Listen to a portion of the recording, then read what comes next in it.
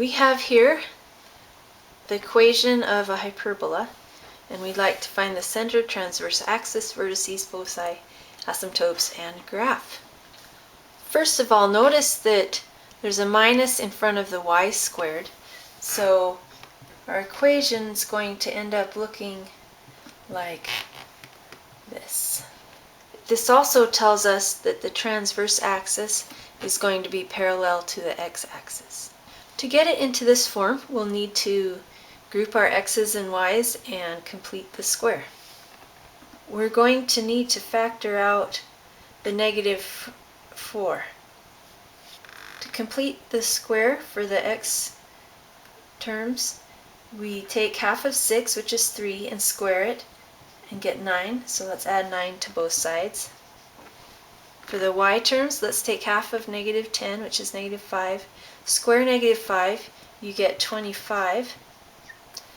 We actually didn't just add 25, we added a -100, -4 times 25. So let's subtract 100 on the right hand side of the equation also. Factoring, here's what we get, and we need to get the right side to 1, so let's divide both sides of the equation by 4. So there's the equation of our hyperbola. Just a note, be careful that when you pull out that -4, that you change the sign of the coefficient of your y term.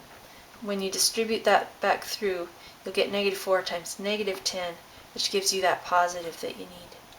So from our equation, we learn that the center is -3, 5, that a equals 2 and b equals 1, and b squared equals c squared minus a squared, so 1 equals c squared minus 4, which tells us that c is the square root of 5. Let's graph what we have. Our transverse axis is parallel to the x-axis, so our vertices will lie along the line y equals 5. To find our vertices, we go A, left and right of the center, so we'll have one here and here. The foci also lie along the line y equals 5. Square root of 5 is just a little bit above 2. The square root of 4 is 2.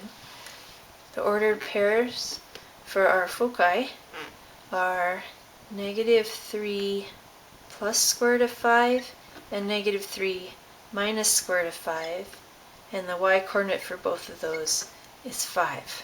For our asymptotes, we'll form a box using A and B. So from the center we go over A, which is 2, and we go up B, which is 1. Left 2, up 1, left 2, down 1, and we connect the corners. So the slope of these lines is 1/2. We rise 1, run 2. The asymptotes are the line y equals plus or minus x over 2 shifted left 3 and up 5. So we're going to have y minus 5 equals plus or minus 1/2. Replace the x with x plus 3. There's our asymptotes. And finally, to graph it, we just go through the vertices and along the asymptotes.